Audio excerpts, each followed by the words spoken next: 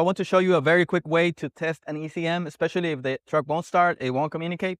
So that's with the bench harness. We have a few here. Those are designed to connect to the ECM, put a power supply, your ignition switch to it, and communicate, basically so you can program it. But in these specific cases, like here, the truck won't start, the ECM won't communicate, and all we used was a bench harness, a power supply, and a communications adapter. So if you have any issues with a truck that won't start, won't communicate, there you go. That's a very fast way to do it. It's not going to test it completely, but it'll give you a quick test that works most of the time. If you have any issues, any codes you're getting with Cummins Cat D3 Park Art, put it down in the comments. My name is Oscar. Follow me for